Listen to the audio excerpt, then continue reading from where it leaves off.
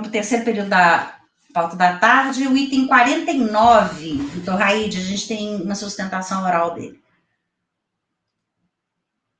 Certo, iniciando.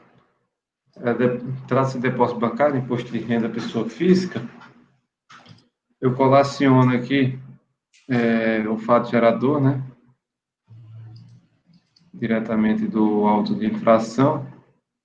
Contribuinte regularmente intimado apresentou impugnação, requerendo decretação da procedência do feito. Por sua vez, a DRJ de Belém deu por bem julgar procedente, em parte, o lançamento, afastando da base de cálculo o valor de R$ 2.220.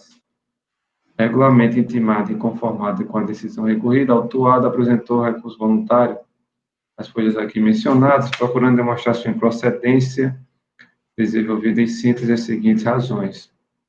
Aqui eu adoto o relatório da DRJ, por repisar as alegações de impugnação, e diz: a impugnante, durante a fiscalização, forneceu os documentos e esclarecimentos que lhe foram solicitados, deixando claro que todos os depósitos bancários na conta corrente tal, mantida no Banco Mercantil do Brasil, foram efetuados por Gonçalo Borges Torrealba, seu marido à época, para custeio das despesas de manutenção da casa.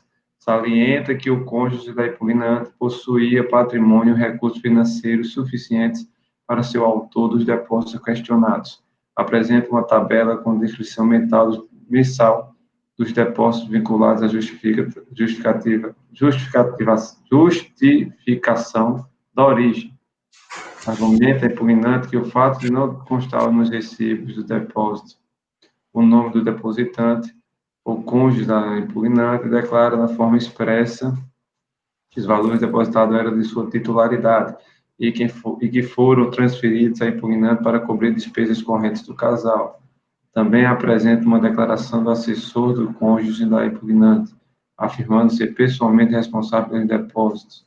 Sustenta que os valores dos depósitos não constituem, pois, qualquer espécie de rendimento ou acréscimo patrimonial sujeito à incidência do imposto de renda. Cita a ementa dos julgados administrativos. Observa a impugnante que na transferência de recursos entre familiares impera a informalidade e decorre do cumprimento do dever legal de contribuir para as despesas do casal.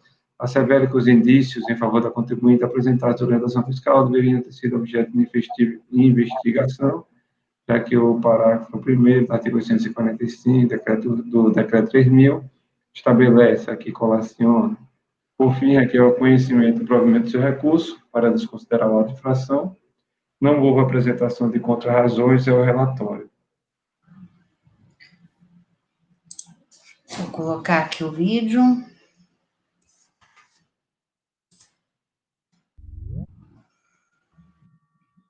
Boa tarde, senhoras e senhores conselheiros e conselheiras.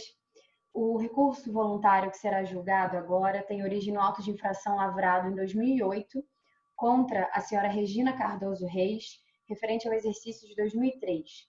Esse auto de infração tem como base a suposta omissão de receita na conta corrente da senhora Regina no valor de R$ 102.181,36, valor histórico, pois não estaria comprovada a origem dos depósitos ali efetuada. Antes de mais nada, é necessário que se esclareça que a senhora Regina era casada à época dos fatos, ou seja, lá em 2003, com o senhor Gonçalo Borges Torrealba. E de acordo com as normas do direito de família previstas lá no Código Civil, um dos deveres dos cônjuges é a mútua assistência, que nada mais é do que a obrigação de prestação de socorro material e moral mutuamente entre o casal. Esse é, senhores, inclusive, a explicação dos depósitos feitos na conta corrente da senhora Regina, que por não ser conjunta com o senhor Gonçalo, sofreu inúmeros ingressos de receita, vários depósitos foram feitos por ele para custeio e manutenção da casa e das despesas familiares. A fim de comprovar que essa é, de fato, a origem dos depósitos, o próprio senhor Gonçalo cedeu à sua declaração de ajuste anual de 2003, por meio da qual se percebe existir uma vastíssima malha patrimonial e uma plena capacidade de transferência de renda pela sua declaração de bens e rendimentos, mas também escreveu uma carta afirmando que todas as transferências dos recursos impugnados pelo fisco foram efetuadas por ele mesmo para entre aspas, cobrir despesas pessoais de manutenção da casa, enfim, todas as despesas correntes. Afora a comprovação dessa capacidade de transferir renda e da confissão do senhor Gonçalo, foram juntados os extratos bancários de onde foram sacados alguns dos valores e de onde foram feitas essas transferências eletrônicas. Ao contrário do que afirma o acórdão recorrido, não há nada de errado em não constar o nome do senhor Gonçalo nos comprovantes de depósito. Isso porque, várias vezes, os valores eram sacados das contas e imediatamente depositados, na conta da senhora Regina. Ademais, sendo as transferências entre família, e aqui nós estamos falando de marido e mulher, ou seja, uma relação mais íntima e de confiança, não é razoável que se admita, que se requeira, na verdade, que todas as formalidades estritas e burocráticas sejam sempre observadas. E isso, de forma alguma, invalida a verdade dos fatos. E é justamente pelo princípio da verdade material, que, como todos nós sabemos, rege o processo administrativo tributário no Brasil, que esse recurso voluntário deve ser julgado. E não pela presunção relativa de que existe omissão de receitas na conta corrente da senhora Regina, que foi levantada no auto de infração e que mantida foi aqui no acórdão recorrido.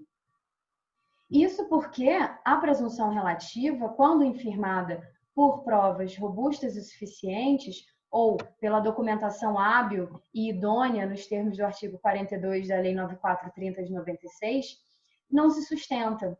E é esse exatamente o caso desse recurso, como já exposto.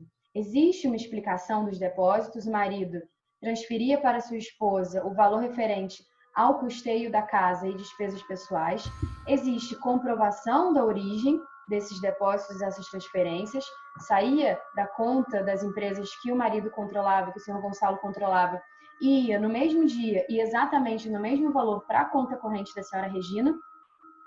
Portanto, não existe motivo que sustente essa presunção relativa, como conclui equivocadamente com a devida vênia o acórdão recorrido.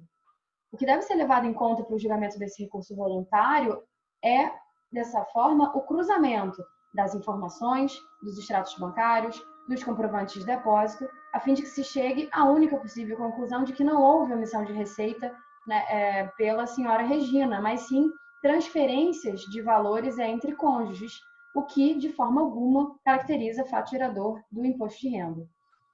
Diante de todo o exposto, então, o recurso voluntário deve ser julgado procedente, a fim de reformar o acórdão recorrido na parte impugnada e cancelar o auto de infração lavrado contra a senhora Regina. Boa tarde, muito obrigada.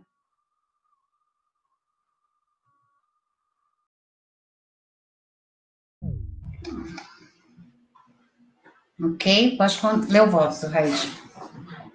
O recurso é tempestivo dele, eu conheço. A contribuinte requer seja declarada a insubsistência da autuação no que diz respeito à suposta omissão de rendimento decorrente de depósitos bancários de origem não comprovada e principalmente por não estar evidenciado nos autos que ditos depósitos provocaram expressivos reflexos em sua situação patrimonial e financeira. Aqui, basicamente, eu não vou ler essa parte, que é a minha fundamentação padrão nas hipóteses de depósito bancário de origem não comprovada, em relação ao fato gerador, a presunção, inclusive citando a súmula 126 deste Conselho, e digo, a contribuinte durante o procedimento fiscal e contencioso administrativo não carregou prova que pudesse correlacionar os depósitos bancários com as alegações trazidas. Mais uma vez, repito, a autuada nada se esforça ou argumenta sobre a comprovação dos enumerários, ou seja, em relação aos depósitos efetuados na conta bancária, não foram apresentados esclarecimentos convincentes e muito menos documentos hábeis e indôneos a demonstrar a origem de cada depósito bancário. A contribuinte alega que os recursos são oriundos de depósitos efetuados pelo ex-marido para cobrir despesas pessoais, bem como a manutenção da casa e despesas correntes, anexando 2 declarações e vários comprovantes de depósito. Pois bem, especificamente quanto a esta alegação, tanto a declaração do ex-marido como a do seu assessor são apenas indícios pálidos do que poderia ser uma prova consistente da origem de depósitos bancários, carente de justificação. Axiologicamente, essas declarações só teriam relevância se confirmadas por outros indícios ou provas. Não é o caso que se afigura nos autos. sem necessidade de perquerir acerca dos interesses comuns da época, que eventualmente permeavam a relação entre os declarantes e a parte, tampouco sem questionar os direitos e deveres recíprocos decorrentes do casamento, tem-se que as próprias declarações não podem ter um peso decisivo na elucidação da origem dos depósitos bancários, pois, além de desacompanhadas de provas, são genéricas. Quais as expressões que constam da declaração? Efetuei diversos depósitos para cobrir despesas pessoais, de manutenção da casa, enfim, todas as despesas correntes. Como já dito, a declaração é por demais genérica, enquanto que a lei exige provas específicas e individualizadas de cada depósito bancário. Para dessa mesma generalidade, a tentativa de justificar os depósitos durante todo o ano calendário 2003, com a afirmação de que o ex-esposo realizou saques em maio, por exemplo, no montante de R$350 mil. Ou seja, não basta demonstrar o patrimônio do ex-esposo, acrescida ainda pela relatada doação de R$2,5 milhões em dinheiro recebida de seu avô, mas sim comprovar os saques e sua relação com os variados depósitos durante todo o ano calendário 2003 na conta da interessada. O ex-cônjuge se declara que efetuou diversos depósitos, conforme a declaração já citada, que está nas folhas 342, na conta da interessada. No entanto, os recibos de depósito relatam outra realidade, qual seja, não aparece o nome do ex-marido como depositante, e no campo depositado por, na maioria dos recibos de depósito, consta o nome da própria autuada, ou várias vezes o campo está vazio, sem menção em nenhum dos comprovantes ao nome do ex-cônjuge.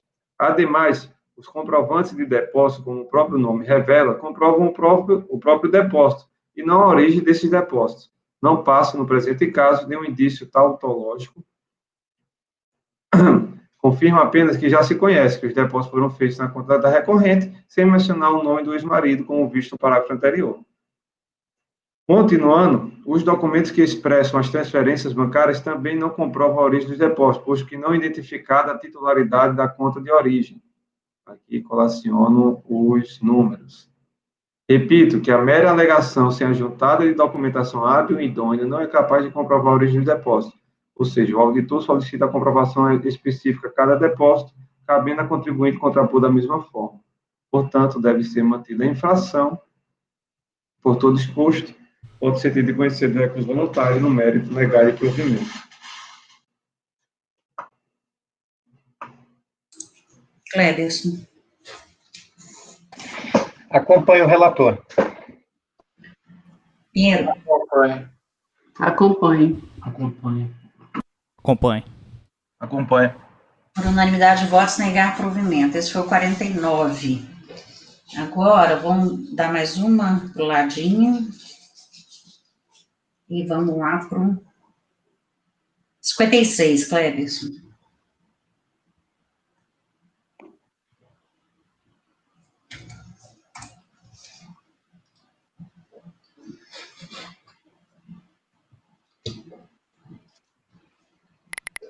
O item 56 tem como recorrente Euclides José da Silva Neto.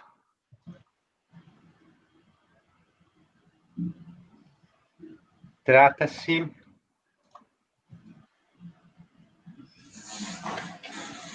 de revisão da declaração do imposto de renda da pessoa física no calendário 2003, exercício 2004.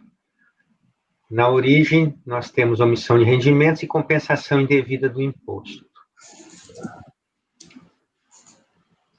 Posto retido na fonte.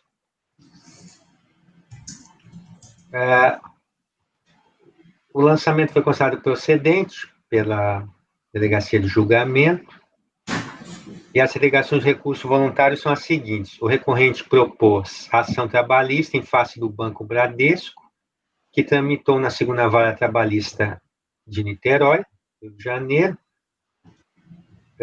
a oportunidade que recebeu R$114 mil. Foi determinado o pagamento do valor líquido de 82 mil, já descontados os repasses aos órgãos do governo federal, ficando o Banco do Brasil responsável pelos recolhimentos através de guias próprias. Por intermédio do alvará judicial, o juiz determinou o recolhimento do imposto de renda, o que foi feito no dia 9 de junho de 2008, no montante de R$ 22.123,97. A partir dos documentos dos autos, é necessária também a revisão do valor repassado à Previdência Social, pois o valor correto é R$ 36.382,75, que deve ser considerado como dedução. Uma vez deduzidas as parcelas a que tem direito, haveria uma restituição de um pouco mais de R$ 4.000. Por fim, concorda com a omissão de rendimentos correspondente ao resgate do plano gerador do PGBL de 2.400. Bem, conhecido o recurso, passa-se a análise. Então, a matéria aqui seria a compensação indevida de imposto de renda, já que a omissão, o contribuinte concorda com o lançamento. Em relação à reclamatória trabalhista, a pessoa física informou como rendimentos tributáveis R$ 114.545,14, com o imposto de renda retido na fonte de R$ 28.198,57. A autoridade fiscal, ela manteve intacta a base de cálculo, então não alterou esse valor de rendimentos. Por outro lado, glosou integralmente o imposto declarado como retido na fonte, em razão de falta de comprovação. Na fase de impugnação, o interessado juntou aos autos cópias de documentos extraídos do processo trabalhista de 96, 3208/96.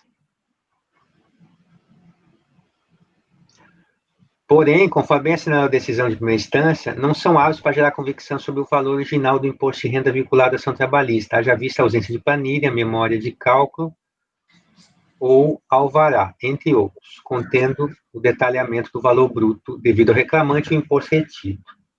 Com a interposição do recurso voluntário, o contribuinte anexou novos documentos. O juiz da segunda vara de trabalho de Niterói, mediante alvará judicial, determinou o recolhimento à Fazenda Nacional da importância de 17 mil em valores originais, a partir da conta de depósito à disposição do juízo. No dia 9 de junho de 2008, foi cumprida a ordem judicial com recolhimento total de R$ 22.123,97, através de DARF. Nesse cenário, entendo que o contribuinte logrou fazer prova, em parte, do imposto de renda retido na fonte declarado. Por determinação do juiz de trabalho, o recolhimento foi efetivado pela instância financeira repositária a partir dos recursos da conta judicial. Segundo a legislação, imposto retido é considerado redução do devido na declaração de rendimentos da pessoa física. Do imposto de renda apurado, no ajuste anual, o declarante pode deduzir o imposto retido ou pago, correspondente aos rendimentos incluídos. Logo, é cabível restabelecer o imposto de renda retido na fonte no valor de R$ 17.218,95, que é o valor original do que foi recolhido, determinado pelo juízo, já que o excedente que somado chega aos 22 mil, esse excedente ele diz respeito a acréscimos legais resultantes do recolhimento fora do prazo. Na declaração do exercício 2004, o contribuinte abateu da base de cálculo do imposto a quantia de R$ 4.310,83, referente à Previdência Oficial. Não obstante, ele reclama o direito de deduzir o montante de R$ 36.382,75, conforme comprovante de recolhimento ao INSS. Ocorre que essa importância de 36 mil, até pelo seu expressivo valor, equivalente a aproximadamente 31% do rendimento bruto devido ao reclamante, não diz respeito somente à parte da contribuição previdenciária, a cargo do empregado, mas também à parcela do empregador. E, na determinação da base de cálculo do imposto, poderá ser deduzida a contribuição previdenciária exclusiva, a parte exclusiva que se refere ao empregado, ou seja, aquele que ele assume o ônus, suporta o ônus do recolhimento. Então, nessa análise, eu estou concluindo aqui que para dar provimento parcial, para restabelecer o valor de R$ 17.218,95 a título de imposto de renda retido na fonte. A glosa foi de 28 mil e alguns reais, mas comprovado está apenas 17 mil, que foi o recolhimento em valores originais. Recolhimento esse feito no valor total de 22 mil em 9 de junho de 2008. Então, esse é o raciocínio que eu fiz aqui nesse caso, para restabelecer parte do imposto de renda glosado. Esse é o voto. Faíde. Acompanho. Acompanho. Acompanho. Acompanho. Acompanho. Por unanimidade, dá provimento parcial ao recurso voluntário para restabelecer o valor de 17.208,95. A título de imposto de renda retido na fonte. 57. 57, só um momento.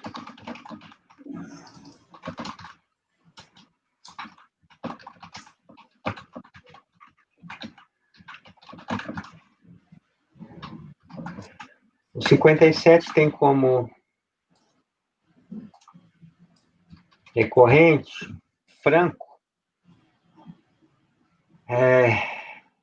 Aí os outros nomes são difíceis aqui. Eberhard. Trata-se o 57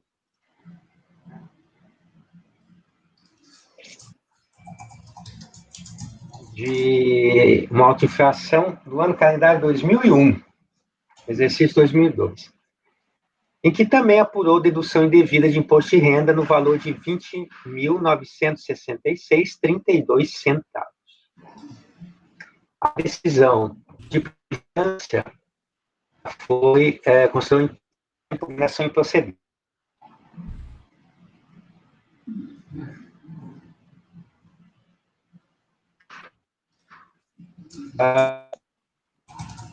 Quanto aos argumentos do recordatário, o conteúdo é o seguinte: a condição de empregado da fonte pagadora da empresa efetuou a renda, porém deixou de recolher o tributo, de prestar no seu tempo e modo.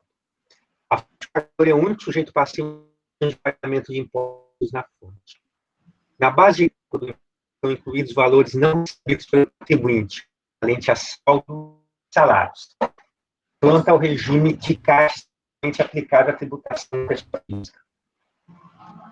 Considerar as retenções do empregador, também deveria abranger o líquido oferido pelo indivíduo declarado, que a multa de ofício 35 afronta o princípio da proporcionalidade. São os argumentos do recurso voluntário. Aqui, eu vou logo no início, eu vou tentar, com as palavras aqui, sintetizar. O contribuinte, ele declarou rendimentos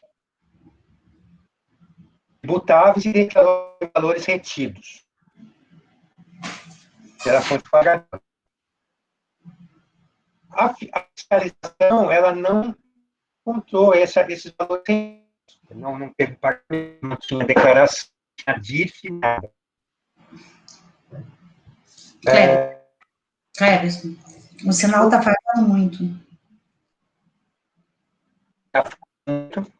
Tá ruim. Claro, né? Enquanto você estava lendo, a gente ainda estava acompanhando a leitura aqui, mas agora... Eu posso... Não, melhorou, pode ir, vai. Agora... Esse horário... eu posso ler aqui, então vou ler, porque aí eu acompanho conforme está. Narro o recorrente tratado no mês de abril de 2001 pela jurídica Vinicur, Maoca, na condição de empregado até o mês de dezembro de 2001. Na declaração anual, os dados respondem ao rendimento 90.247 ter sido pago pelo empregador. Ressalva, no entanto, que de receber parte do ano.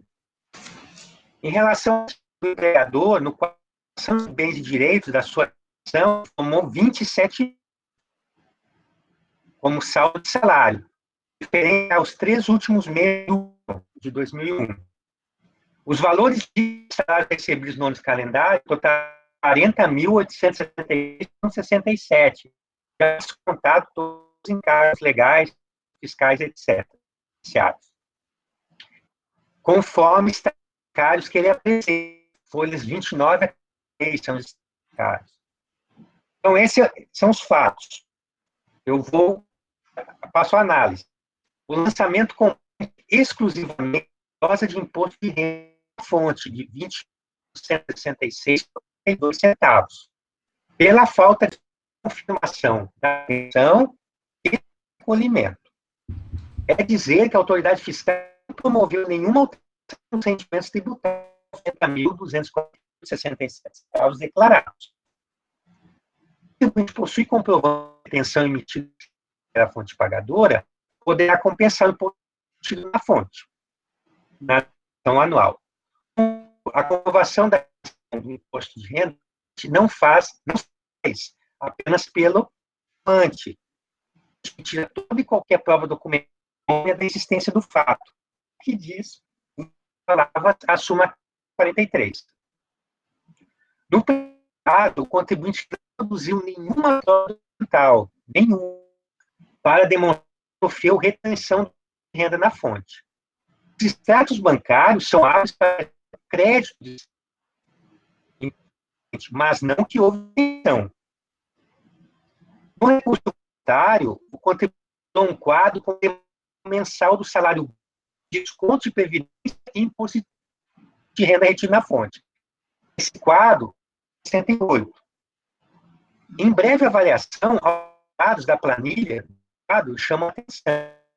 O salário variável, R$ 2.201 centavos e R$ 3.409,71 centavos nos meses do ano, como salário bruto, o contribuinte não dispõe de nenhuma prova, ele se dispôs a apresentar prova documental, a veracidade desse produto, apesar da precisão das casas decimais em centavos.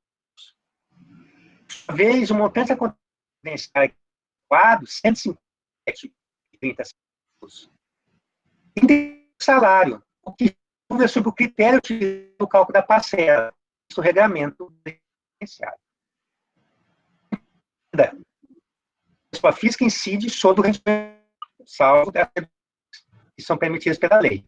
Quando a fonte pagadora assume o ônus do imposto de pessoa física, o beneficiário é considerado líquida.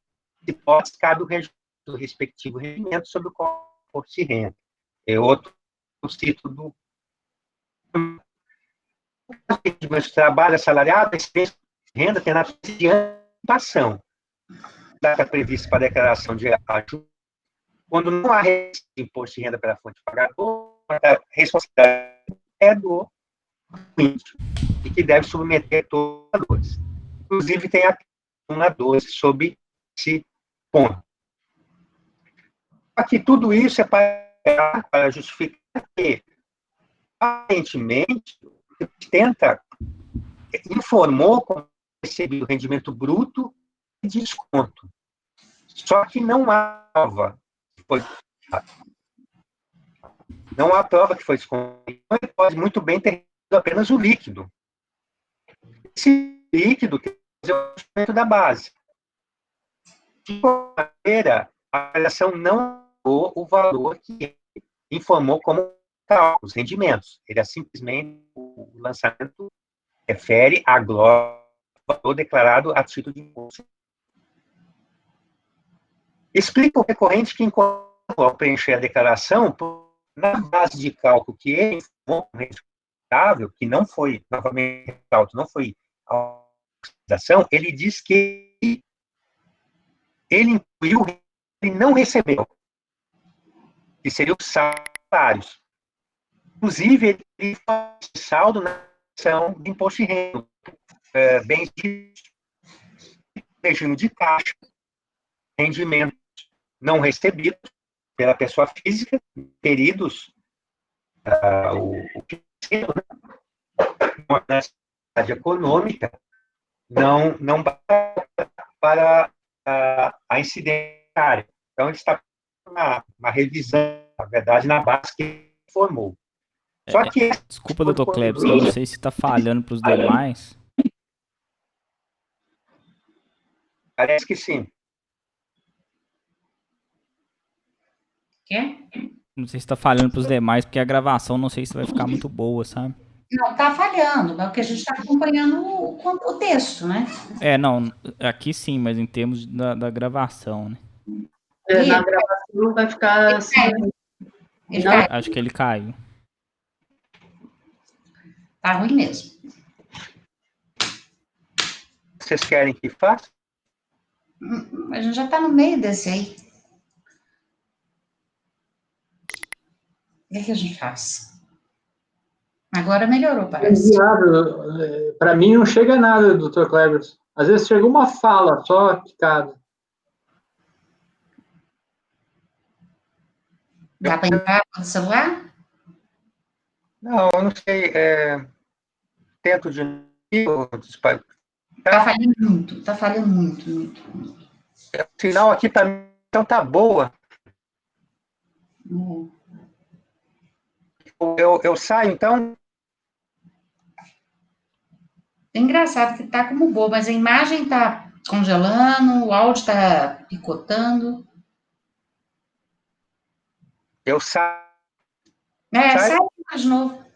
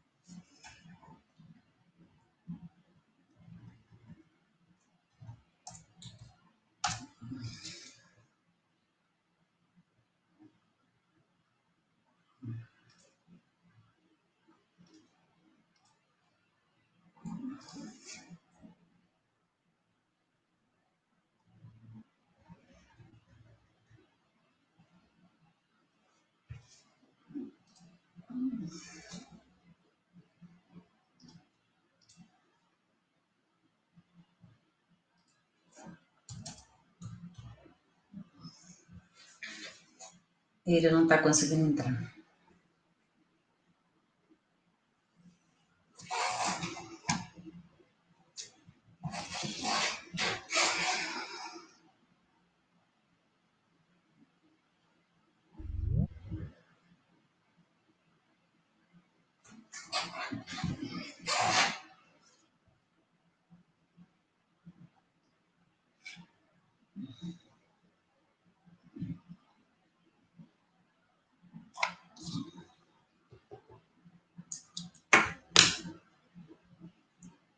Cleverson?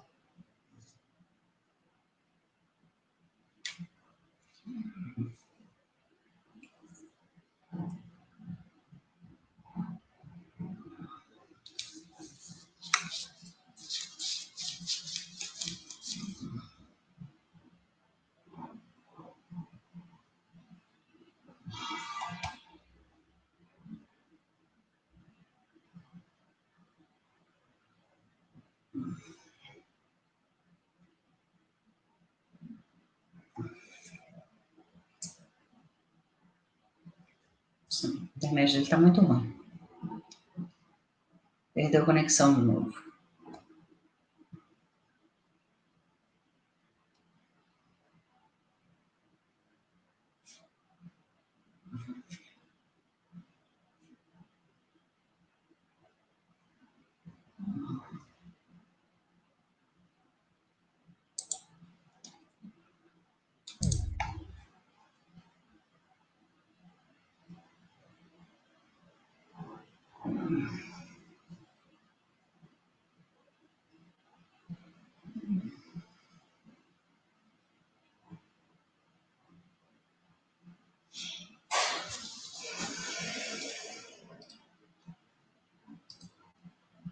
Eu vou parar o julgamento desse 57.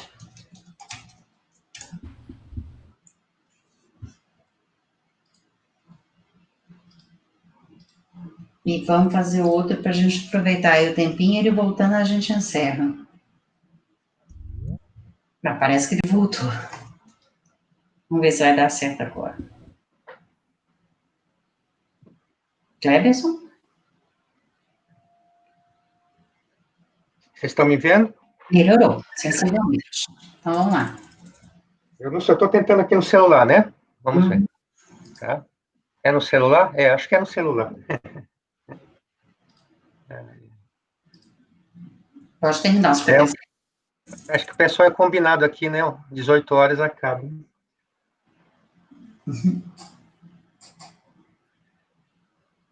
Só um momento, por favor. É o 57, não é isso? Isso. Tá. Então, em relação ao ponto do que não recebeu todo o salário, que teria um saldo, eu digo que a informação na declaração de saldo e salário, ela não significa que os rendimentos tributáveis, no montante declarado, deixaram de ser percebidos na sua totalidade, no respectivo ano calendário. Afinal, não há nenhum documento que mostre os valores de rendimentos brutos devidos ao contribuinte. Então, ele poderia muito bem ter recebido aquele valor bruto que ele declarou e ainda, adicionalmente, teria um saldo de salário, porque não há nenhuma informação que mostre quanto que é o salário bruto que ele deveria receber naquele ano calendário. Além disso, não é crível que o contribuinte não tenha adotado alguma notificação ou medida extrajudicial ou judicial por escrito com o propósito de receber o crédito de salários. Não tem esse documento. Desde a ciência do lançamento até o protocolo do recurso, transcorreu mais de 4 anos.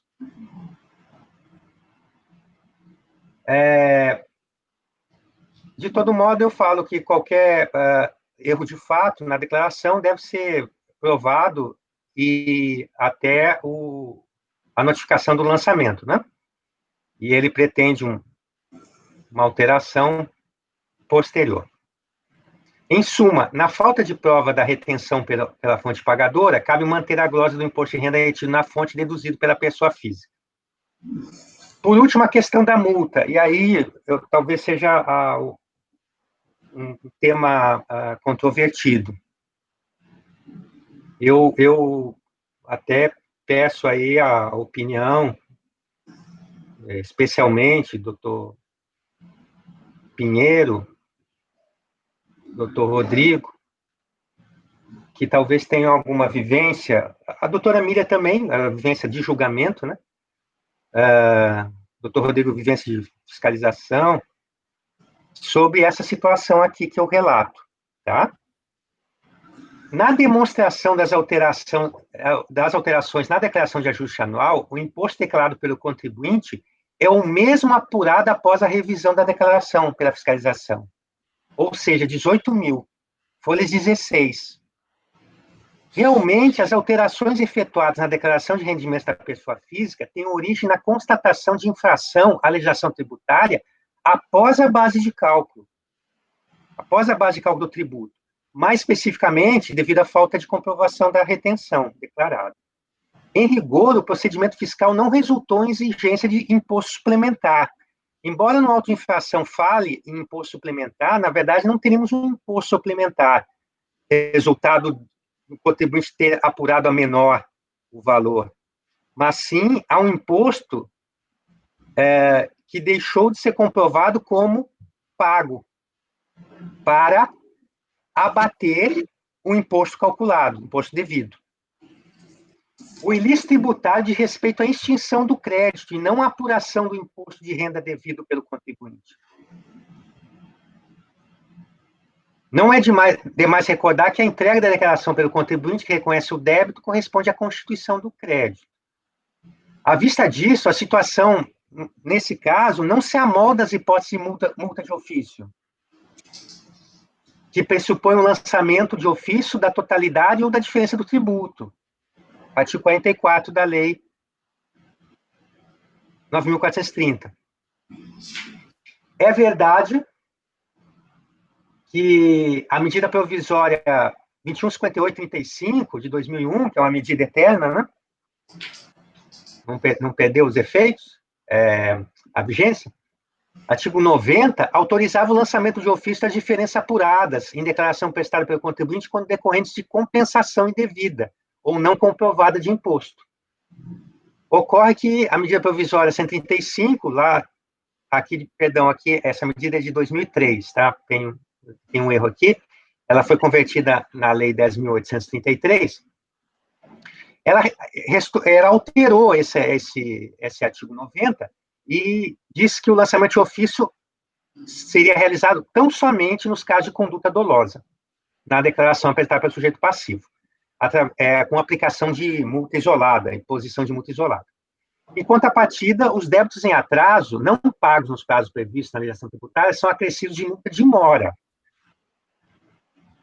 Então, todos que não têm uma previsão de uma multa de ofício ou multa isolada, eles teriam que ser, em atraso, tem a multa de mora, né? Por expressa determinação da lei, a multa de mora é exigível sempre que o tributo não é recolhido no prazo de vencimento, hipótese na qual se enquadra a falta de comprovação da retenção do imposto de renda informada na declaração de ajuste anual. Sabe-se que, via de regra, o ordenamento jurídico veda a aplicação de duas penalidades sobre o mesmo fato. Vale dizer, a multa de mora incide sobre a falta de recolhimento do tributo toda vez que a fiscalização não impõe a penalidade mais gravosa. Se ela impõe multa de ofício, não cabe a multa de mora. Ressalvo aqui, claro, alguns casos em que não se aplica nem a multa de mora, né? Como não é a previsão do artigo 63, da Lei 9.430.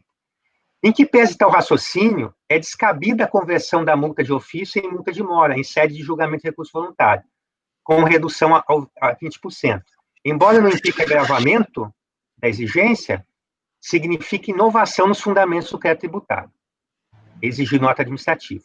Aliás, quando da revisão de declarações, a própria administração tributária determina que o imposto, formalizado mediante notificação ou auto-notificação, será acrescido da multa de mora, nos casos de não comprovação do valor do imposto retido na fonte. Aí eu cito a IN 958, de 2009.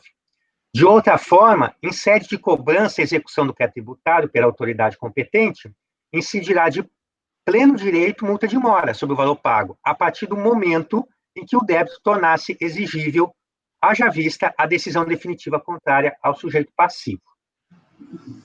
Então, eu estou aqui afastando a multa de ofício, provimento parcial. Então, aqui, quais são os pontos a serem analisados nessa parte da multa? Primeiro, a questão se é devida a multa de ofício ou não. Eu entendi que não. Segundo, se realmente prevalecer esse entendimento que não é devida a multa de ofício, se caberia a conversão da multa de ofício para a multa de mora, 75% para 20%. Que eu entendo que não cabe essa conversão, mas há várias decisões que dizem que cabe, e que isso seria automático. Inclusive, nós há uns 2 ou 3 anos atrás, me lembro até num voto do doutor Ricardo, que era nos embargos, alguma coisa assim, nós chegamos a discutir isso, sobre multa de ofício, multa de mora, conversão ou não. Eu entendo que não caberia conversão.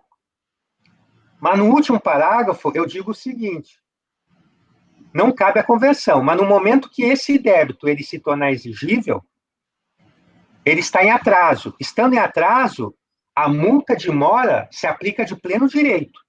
Então, vai começar a incidir a multa de mora. Esses são os pontos aqui, então, do recurso. Agora, com o celular ficou melhor para entender o que eu falei? Não falhou, não, né? Tá. Bem, alguém quer perguntar alguma coisa? Sobre jurisprudência, em relação à sua tese, o senhor não citou nada? Dr. Clevers? Não, não citou nenhum acórdão aqui do CAF, nada? Não. a jurisprudência, eu acho que ela não é favorável à minha tese, não. A conversão, né? Eu estava procurando aqui para ver se achava alguma coisa sobre conversão. Não, a conversão. A conversão, eu vi decisões que fazia a conversão. Fazia essa redução. Para 20%, né? A 20%, é. Só que antes tem a questão se é cabível ou não a multa de ofício aqui, né? Que é o ponto. Uhum. Mas essa conversão, porque tem um voto até da época que o doutor Luiz Eduardo, né? O doutor Luiz Eduardo era lá da Câmara Superior, na segunda turma, e ele, analisando lá, ele disse que não cabe ele disse que não cabia a conversão. Mas ele disse que não cabia a conversão porque é automático. Se não incide multa de ofício, é multa de mora.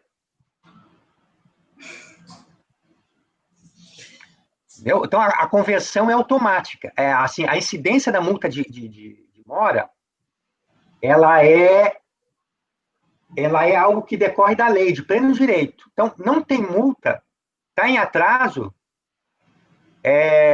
incide a multa de mora. Eu estou aqui um ponto de vista... Mas esse raciocínio, então, não deixa de ser uma conversão. Mas não a conversão feita pelo julgamento, né?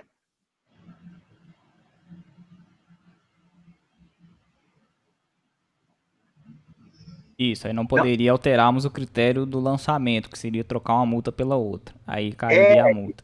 Ele falou isso, ó. Não... Mas trata de qualquer forma, não é? Mas aí eu entendi assim, que ele disse que não poderia trocar, que não caberia trocar, que isso é uma matéria estranha ao contencioso, porém a multa de mora, na falta de uma multa, ela é exigida pela própria lei, ela decorre da lei, então incidiria. Dá a entender que incidiria no momento que se exclui a multa de ofício, já teria incidência da multa de mora. Mas quem faria isso não seria a decisão. Mas aí teria que lançar essa multa de mora, não? E aí tem que ver se está no prazo decadencial. Pois é, doutor Matheus. Essa questão do lançamento da multa de mora é algo assim a refletir, né? Eu preciso lançar a multa de mora? Aonde está previsto isso, que eu tenho que lançar a multa de mora? Não tem essa previsão que necessito lançar. Mas para você cobrar o crédito tributário, você tem que constituir pelo meio do lançamento, né? E aí o crédito abarca, inclusive, a multa. Tanto que os autos, eles... Não, mas assim, que eu precisaria de um lançamento, né? Isso. Para formalizar essa cobrança, né? Que o ato administrativo, né, do lançamento, ele é necessário. Mas aí ele não está lançando a multa, né? Ele deu o vencimento do pagamento, começa com a multa, não é isso? Vai lançar a multa de mora. Até porque pode ter um erro no cálculo da multa.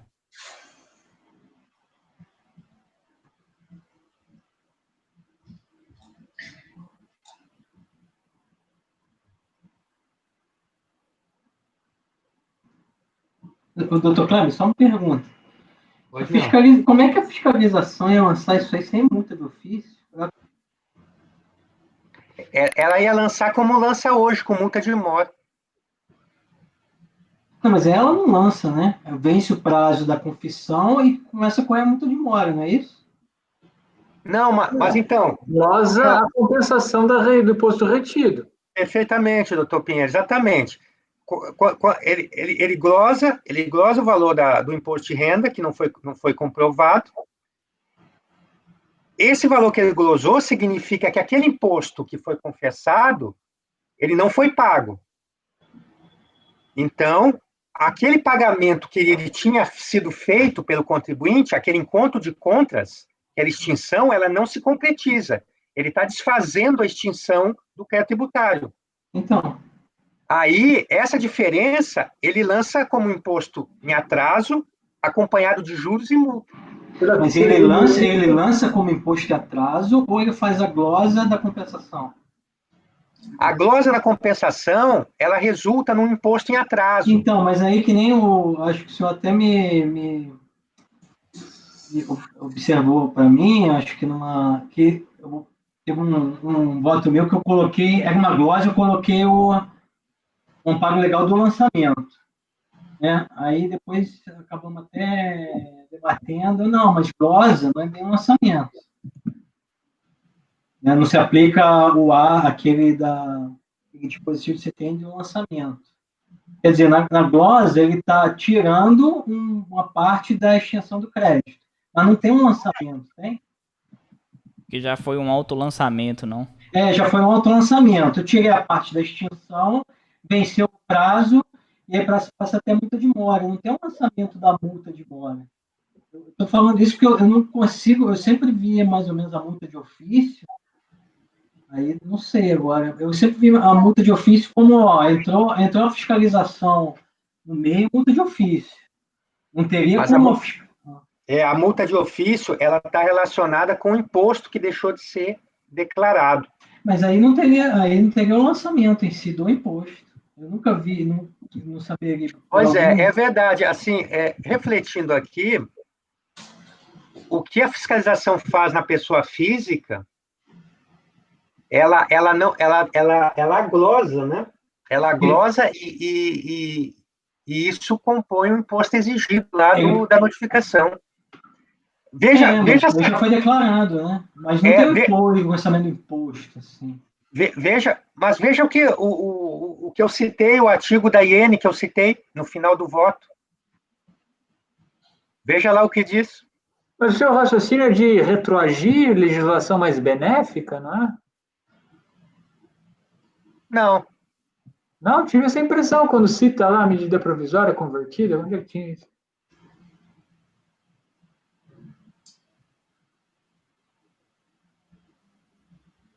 Não, porque o lançamento é posterior, né?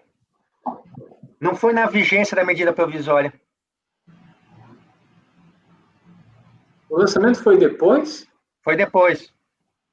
Eu só quis justificar com aquilo, doutor Pinheiro, que teve uma época que se lançava com multa de ofício. Tá. Se lançava com multa de ofício isso. E depois não. Então, doutor Cláudio, eu vi aqui o quarto, mas não sei. Porque não está falando que lança multa de mora, né? Ele já só excluía a multa de ofício. Nós vamos corrigir. Mas eu vou ter um lançamento de ofício sem multa de ofício? Qual o problema? Se fosse só glosa de imposto de renda, ia ser só... Não, porque a parte do imposto, quem fez foi o contribuinte. Eu estou tirando a parte da exclusão do crédito. Da extinção do crédito, perdão, sei lá, exclusão. Eu tenho aqui Aqui tem processo. Deixa eu ver se eu localizo o processo para mostrar uma notificação, doutor Rodrigo, que tem multa de ofício e tem multa de mora. Tem vários. Quando só tem glosa de... delas que eles fazem, eles dão até a fundamentação legal.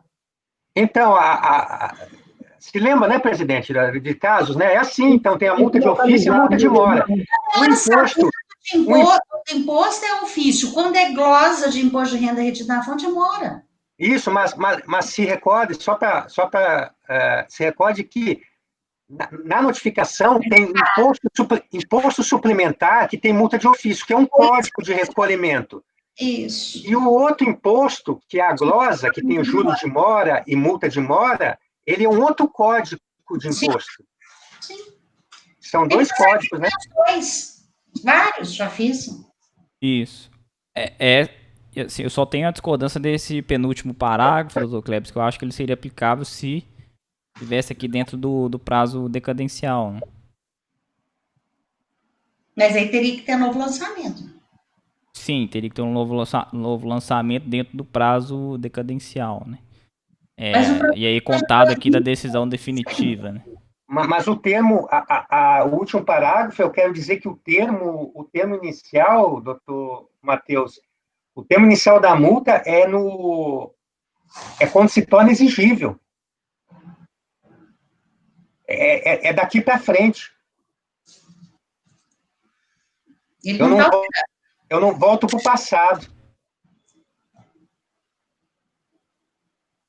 Você Tá, então a entendeu? conversão É, da multa de mora, ela incidiria da data que se torna inexigível para diante. Então, o fato gerador, de certa forma, seria aqui, né, poderia até constituir de ofício, é isso?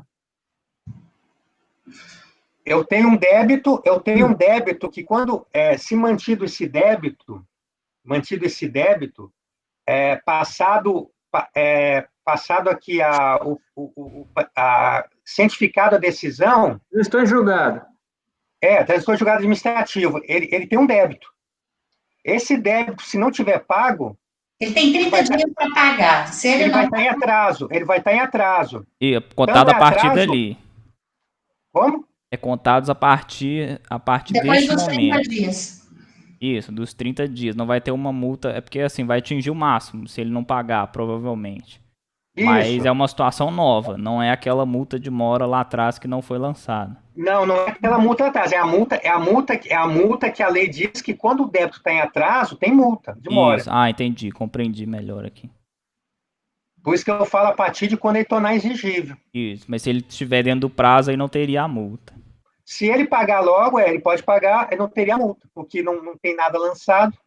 Mas o que você quer Agora, dizer quando você fala a partir do momento em que o débito tornar-se exigível? A partir do julgamento, aqui ele já transitou julgado aqui no CARF, ele é exigível. Isso. Mas Aí ainda ele tem 30 dias para pagar. senão vai não, incidir a multa de mora. a partir que ele tornar exigível.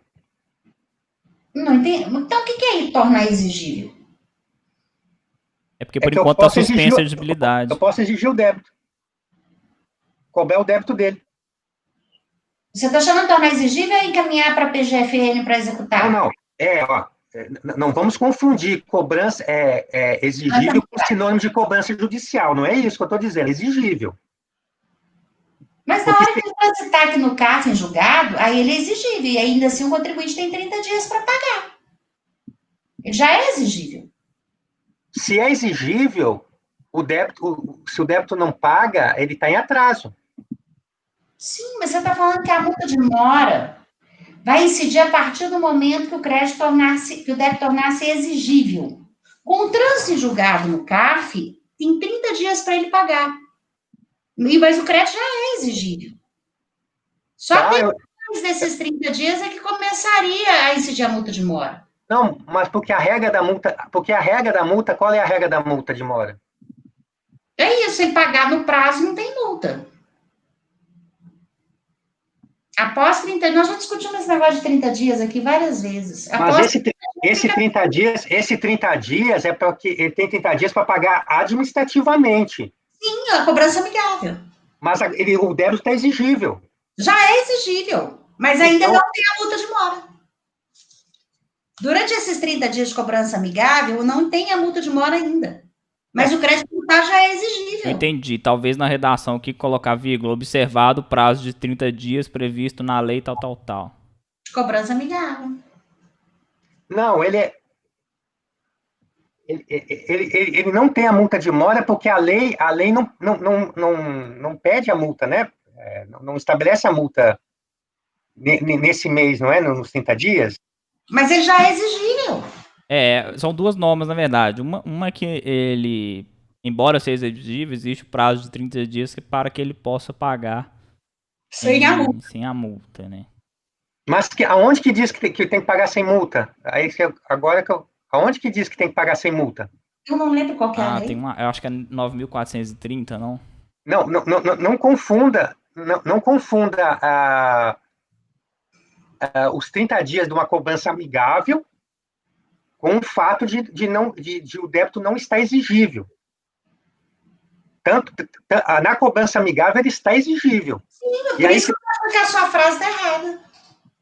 Na hora que você fala que o crédito tributário pela totalidade incidirá para direito de multa de mora sobre o imposto não pago, a partir do momento que o débito tornar-se exigível. Com o trânsito julgado no CARF, ele já é exigível. Você acabou de afirmar isso. Nos 30 dias de cobrança amigável, ele é exigível. Só que se o contribuinte pagar nesses 30 dias, não tem multa de mora. Só depois dos 30 dias é que vai ter. É porque depois dos 30 dias é que vai ser inscrita em dívida ativa, vai ter todos aqueles acréscimos. É o prazo, os 30 dias seria o prazo para ele pagar sem multa. Aonde que está escrito isso, cara? Agora eu vou ter que resgatar aqui. De cabeça eu não sei, não. Não lembro, não. Agora, eu preciso entrar nesse mérito?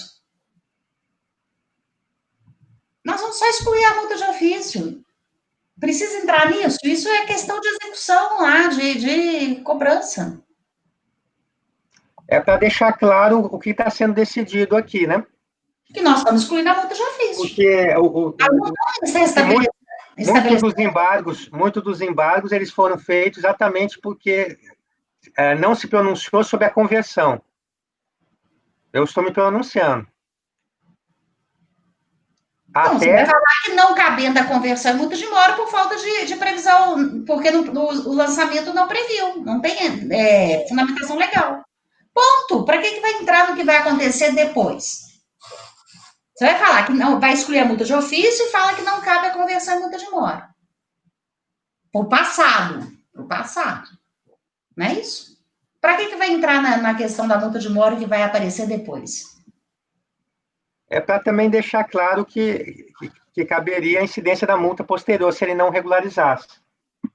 Independente dessa discussão aqui, eu posso adequar aqui os 30 dias, eu vou ficar os 30 dias. Eu acho que porque a partir do transjugado ele já é exigível. Só que depois do prazo de cobrança amigável, de cobrança administrativa. Deve estar no decreto 7235, isso eu acho. Vamos ver.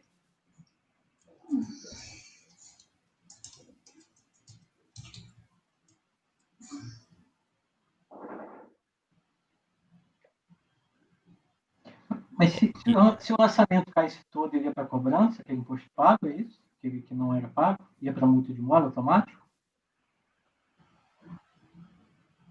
Não entendi. Se o orçamento derrubasse o orçamento todo, aquele lá ia para cobrança, então? Ou multa de mora? Derrubasse o lançamento todo? Se o lançamento tirasse a multa e o lançamento, desse provimento ao recurso. Aquele imposto lá que ele colocou como pago antes ia estar na multa de mora, não, né? Poderia ser cobrado? Não, se desse provimento para ele, ia restabelecer a declaração dele.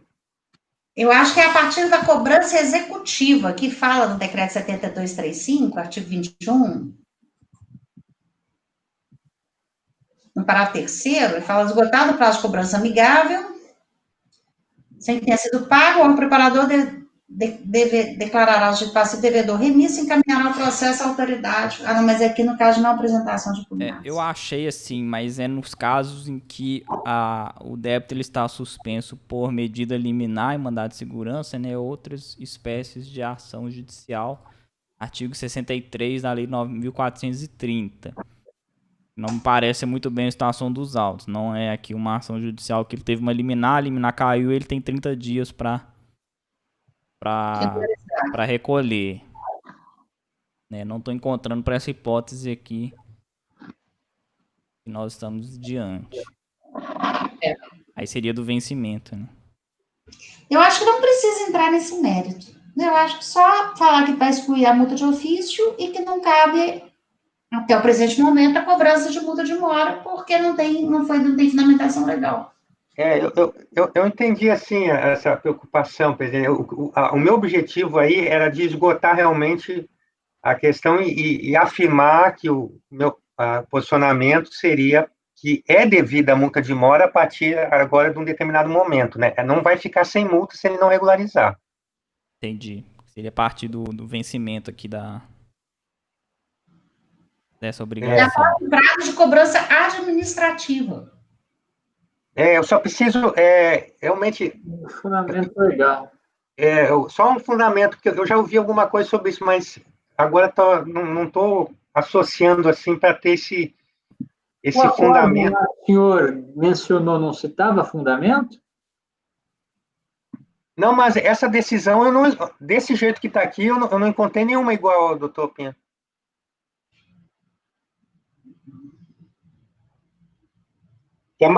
As decisões que eu encontro, primeiro, elas admitem a conversão. Elas entendem que reduzir de 75 para 20 não tá, Não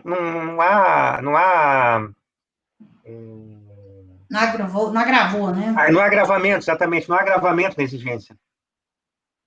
Mas a fundamentação legal realmente é outra. Agora, eu tenho assim, não há agravamento, então basta reduzir. Parece que houve um erro da fiscalização aplicar multa de ofício aí. Até eu disse, eu pedi até opinião aí de quem já, se realmente está correto esse raciocínio que eu fiz, que não cabe multa de ofício nessa situação. E sim, caberia multa de mora.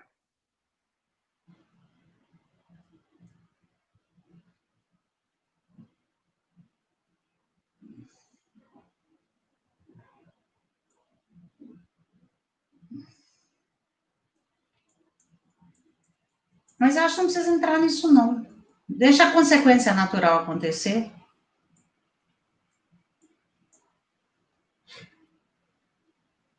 Só excluir a multa de ofício e falar que não cabe a conversão em multa de mora. A redução do valor da multa de mora.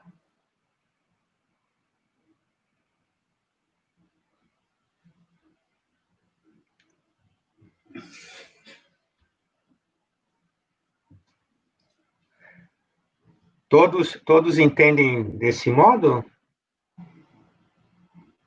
Esse processo foi agora no final aqui, né? Era um dos processos que eu sabia que poderia dar discussão, mas Eu tô na perguntas e respostas a aqui. acalorada aqui, assim, uma discussão devido a essa questão, né? Na perguntas e respostas de 2019, pessoa jurídica, né, em casos de lançamento de ofício, como são aplicadas as multas? Aí tem... no caso de retenção, né, fazendo um paralelo aqui, sobre o valor total da retenção do recolhimento que não tenha sido efetuado pela fonte pagadora. Aí seria multa de ofício.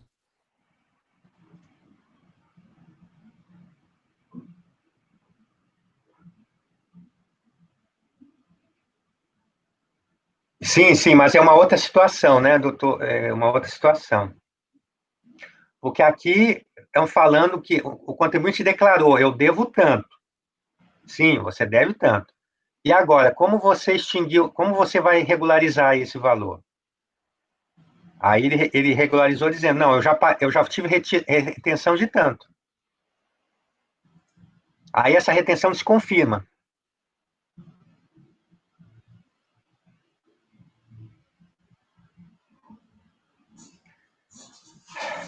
Não é o caso de vista de mesa, então, para refletir e chegarem a um... Eu não sei, refletir o que exatamente?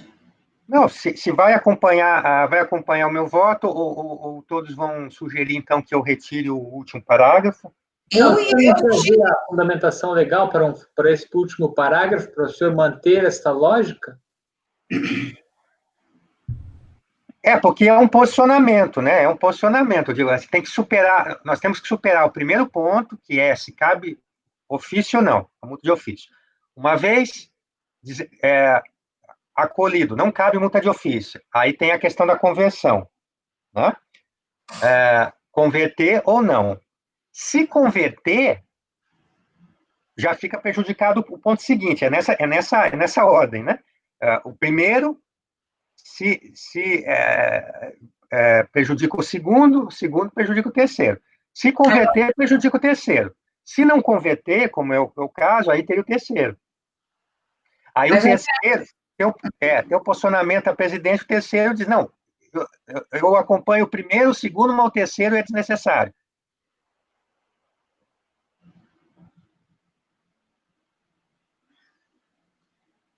Eu acho.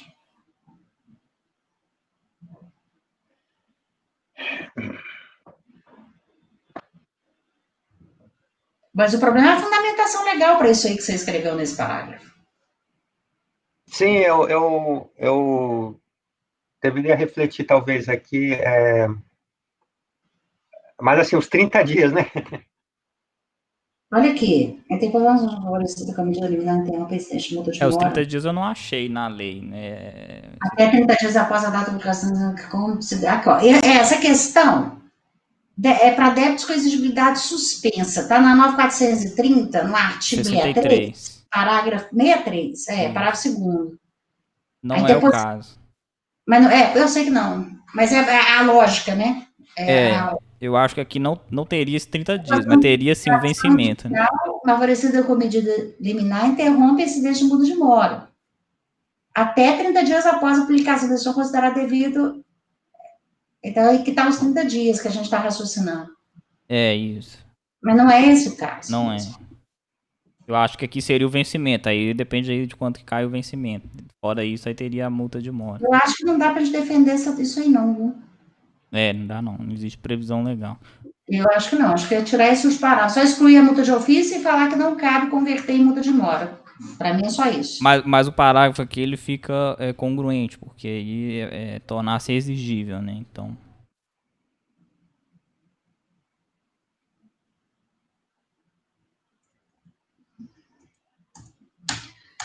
Você quer pensar até amanhã, Cleberson, sobre isso aí?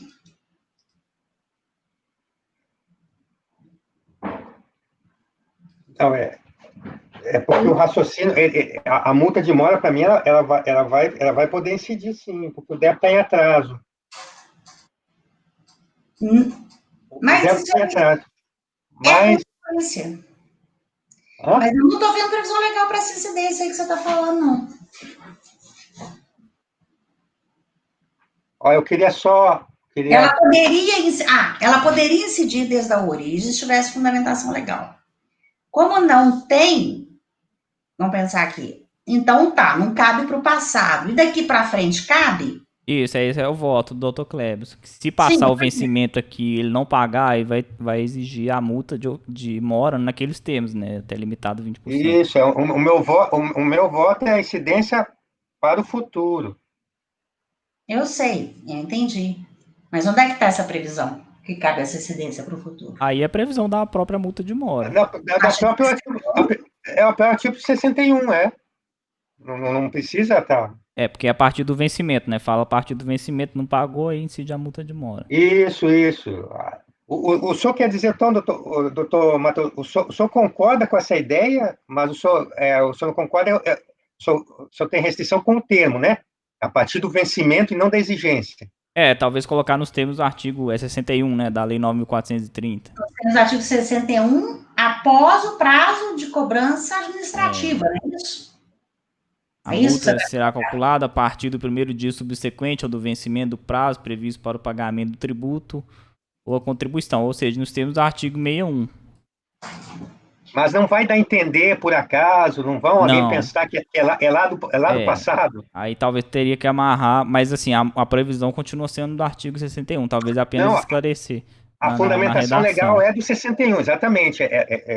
Isso observado que a incidência deve considerar o vencimento após, né, o trânsito em julgado desta decisão.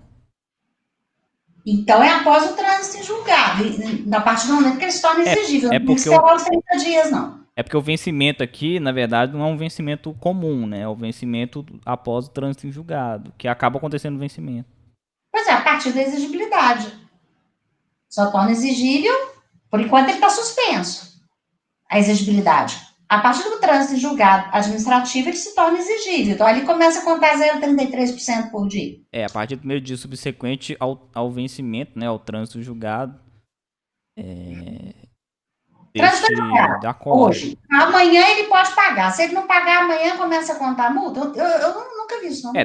Trânsito julgado. Aí existe a emissão, né, de um DARF, né, para o contribuinte pagar, não existe? Aí tem uma data de vencimento. Mas é isso que eu estou dizendo. Exatamente, isso. Mas o que eu estou dizendo é isso. Trânsito julgado, emitiu o DARF, tem o vencimento, e aí a partir do vencimento é que existe essa multa. É que o normal é que já tem a multa.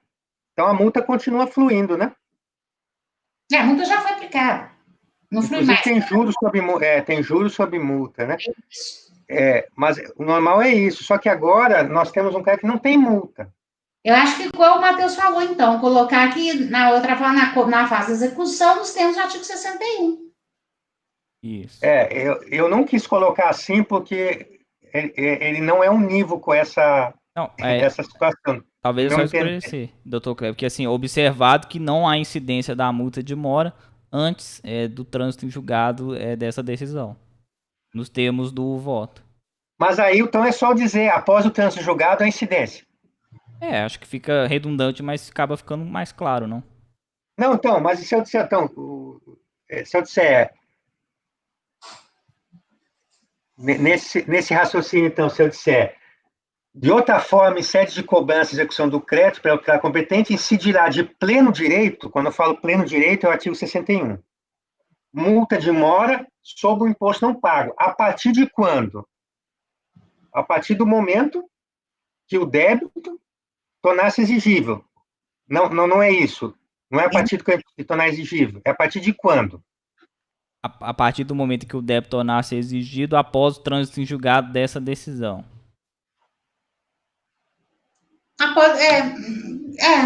Tá certo.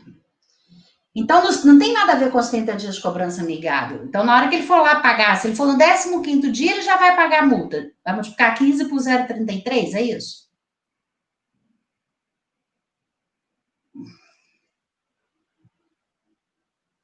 Exigível crédito tributário, poderá incidir multa de mora nos termos do artigo 61 da lei.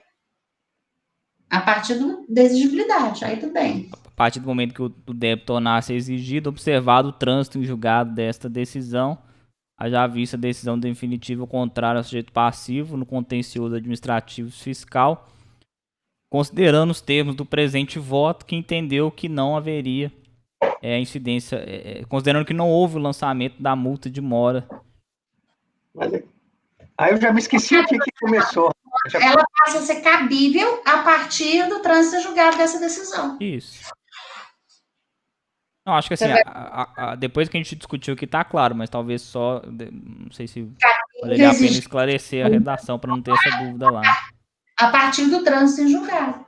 É melhor refletir aqui amanhã sobre a redação, daí o Dr. Kleberson nos apresenta. Não, eu só não estou entendendo essa diferença de trânsito em julgado. Quer dizer, o débito não se torna exigível quando há o trânsito em julgado? O caçoamento deve tomar-se exigível. Não, tudo bem. É porque o 61 fala do vencimento, né? Ele não usa o termo para essa hipótese. Ele não usa, Então acho que a gente precisa adequar ele à redação do 61. Porque, veja, assim, estava se questionando aqui quando iniciaria, né? Aí, pelo que eu estou entendendo, estão já refletindo sobre essa questão da exigibilidade. Porque aí tem que ver o que está errado aqui na redação. Não, agora eu entendi, porque eu estava com a cabeça naquele negócio de 30 dias. Mas não tem nada a ver aqueles 30 dias. Nada a ver. Aquilo que eu falei é bobagem. Então, a partir do trânsito em julgado, começa 0,33% por dia. A partir do vencimento, né? Trânsito em julgado, houve emissão do DAF, oportunizando a pagar e o vencimento. O que eu queria marcar marcar como o marco, né? Um marco importante é a partir de que momento seria essa multa aplicável. Porque olha o caso do vencimento, doutor Matheus. Eu tenho um vencimento. O tributo é do mês e o vencimento é no mês seguinte. Até o vencimento, esse tributo não é exigível. Mas sem a multa.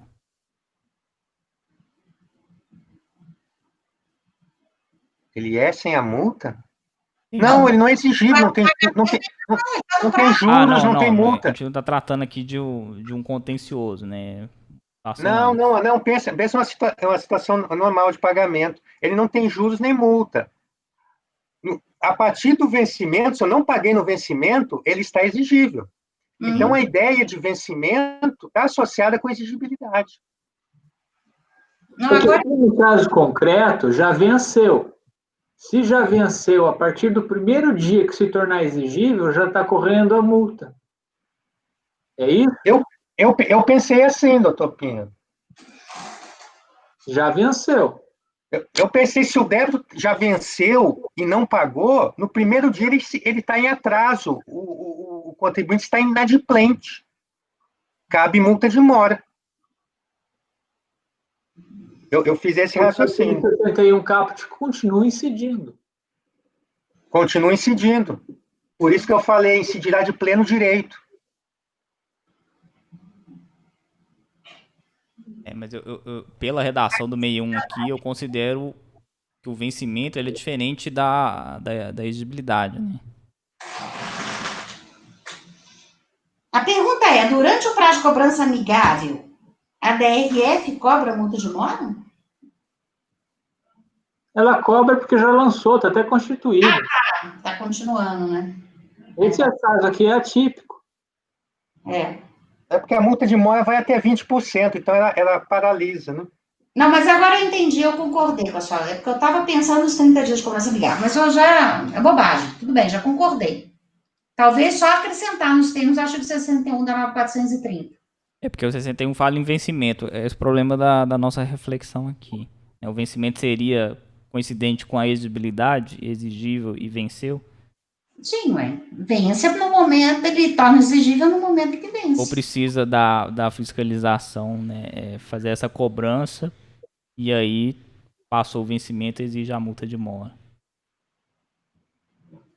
Eu não achei aqui o processo do doutor Luiz Eduardo, o acórdão dele, né? Interessante localizar, até para ver o raciocínio. Então, esse é um ponto, então, mas aí eu precisaria que, na verdade, meu voto está pronto, né? Eu precisaria que vocês, então, fizessem as pesquisas aí, questionassem ou não, porque para mim o voto é esse. Eu entendi, eu acho que dá para votar. Entendeu? Só que, como eu disse, tem no final tem 3 partes, né? 3 pontos polêmicos, e que sempre o primeiro, ele influencia na decisão do seguinte. Então, Por que o senhor entende que o primeiro é polêmico? Então, 3 pontos de julgamento, que é excluir a multa de ofício, o segundo... De acordo com o Dr. Kleber... O primeiro seria o menos polêmico.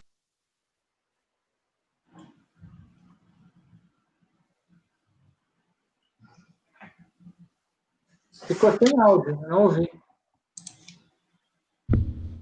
Também não estou ouvindo, não.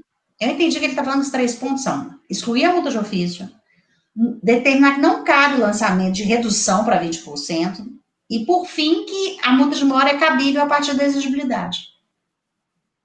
Não é isso? 7h23. Vamos deixar para amanhã. Não, vamos votar.